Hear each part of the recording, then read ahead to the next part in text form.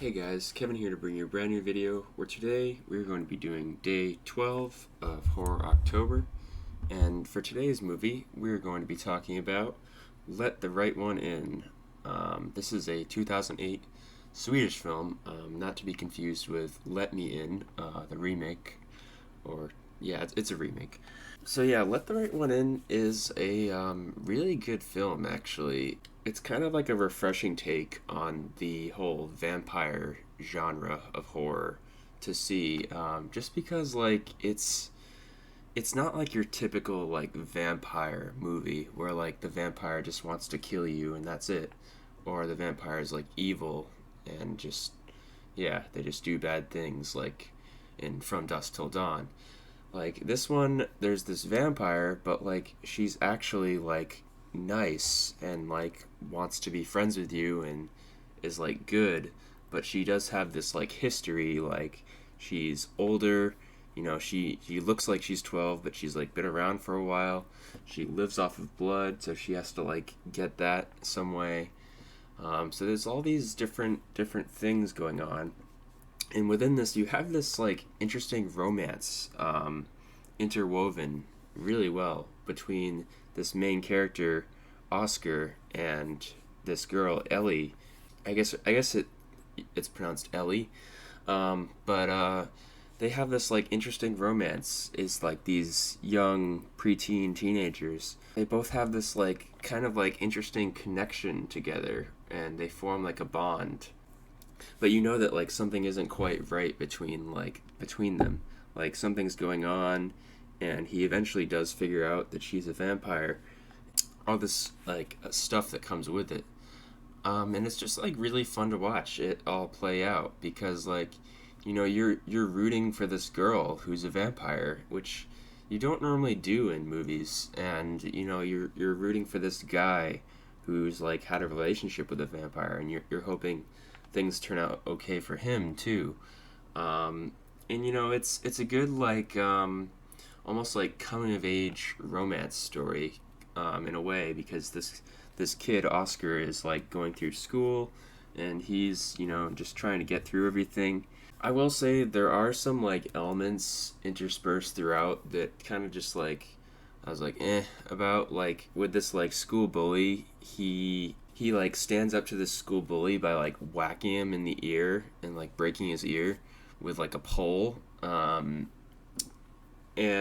there's this like whole like reoccurring theme of like trying to like stand up for yourself, and I guess that's like good and all, but like I feel like this film at times lays it on a little too hard with that, with the whole like theme of that, just because like this vampire girl is like, you need to stand up for yourself, and then she even says at one point, she's like, you wish you could kill someone, don't you?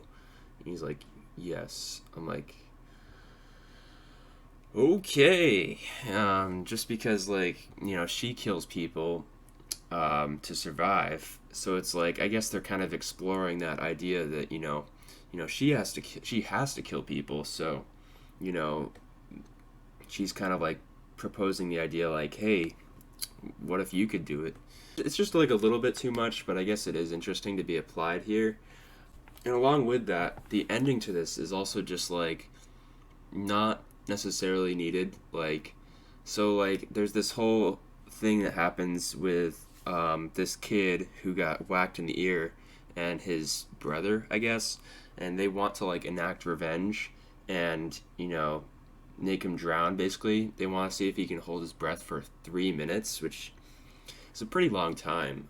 You could hold your breath for that long, I guess, but it would be pretty hard to do so.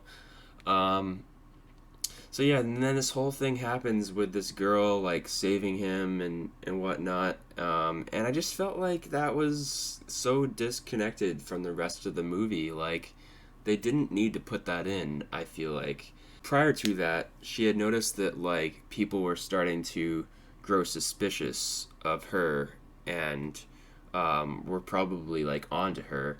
Um, so she like had to leave, and that could have been the end of the movie. She could have just been like walking away or flying away or whatever. Like they do say she knows how to fly apparently, but they never show it. But She could have just been like going away, and then like he's like off in the window like looking, and he's like goodbye, and that's it. That's the end of the movie right there. You didn't need to have this whole thing with like these kids coming back trying to drown him, and then he has to get saved. Like, not necessary. Not necessary for the movie. Like, everything prior to that was, worked well. And this just like added something to it that you didn't need to really. I mean, I guess it didn't really hurt it that much, but really like this whole thing of like, you know, stand up to bullies may have just been done a little wrong, I feel like.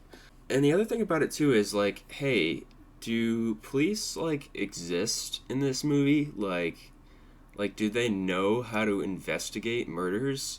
Like someone literally murdered someone like out in the street, like out in the open, and someone watched as they did it.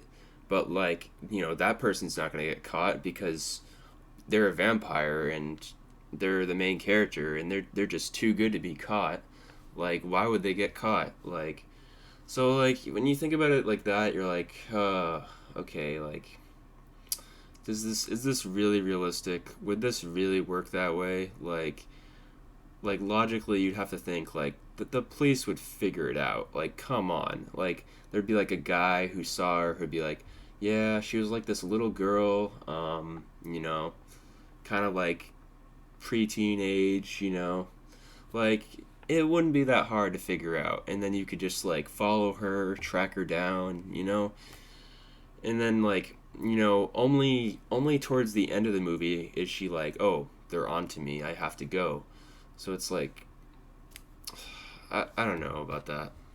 And it both like helps and hurts the movie, but like you have to think like, having a vampire in this type of story is so like bizarre because everything else about this world like seems so like normal, like that like a vampire being in this story is just like abnormal, and it feels like out of place, but at the same time it's kind of like cool to see like how it works within this world. So I think it's more cool to see than it is like out of place, but I would say that the setting is rather unconventional for a vampire movie. So I applaud it for that. But yeah, the more I talk about this movie, like I think I really did like it, but like at the same time, like there are some definite issues in it. So I'm gonna give it an 8.7 out of 10. So yeah, it's a solid movie. I would definitely recommend it. So yeah, hope you guys have enjoyed this video. Make sure to leave a like if you have, and I'll see you guys in the next one.